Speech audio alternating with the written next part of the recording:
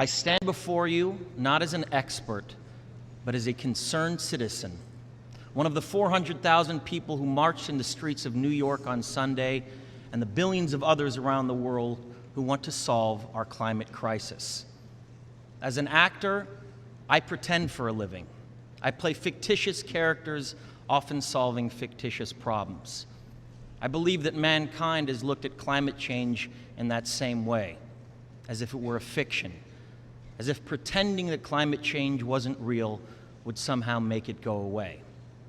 But I think we all know better than that now. Every week we're seeing new and undeniable climate events, evidence that accelerated climate change is here right now. Droughts are intensifying, our oceans are acidifying, with methane plumes rising up from the ocean floor. We are seeing extreme weather events and the West Antarctic and Greenland ice sheets melting at unprecedented rates, decades ahead of scientific projections. None of this is rhetoric, and none of it is hysteria. It is fact. The scientific community knows it, industry knows it, governments know it, even the United States military knows it. The chief of the U.S. Navy's Pacific Command, Admiral Samuel Locklear, recently said that climate change is our single greatest security threat.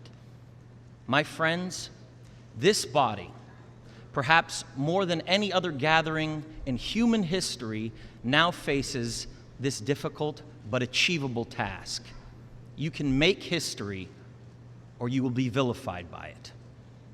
To be clear, this is not about just telling people to change their light bulbs or to buy a hybrid car. This disaster has grown beyond the choices that individuals make. This is now about our industries and our governments around the world taking decisive, large-scale action. Now must be our moment for action. We need to put a price tag on carbon emissions and eliminate government subsidies for oil, coal, and gas companies. We need to end the free ride that industrial polluters have been given in the name of a free market economy.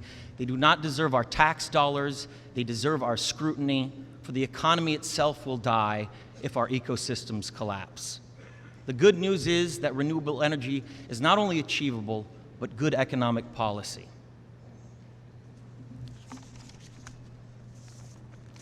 This is not a partisan debate, it is a human one. Clean air and a livable climate are inalienable human rights. And solving this crisis is not a question of politics, it is a question of our own survival. This is the most urgent of times and the most urgent of messages. Honored delegates, leaders of the world, I pretend for a living, but you do not. The people made their voices heard on Sunday around the world, and the momentum will not stop. But now it is your turn. The time to answer humankind's greatest challenge is now. We beg of you to face it with courage and honesty. Thank you.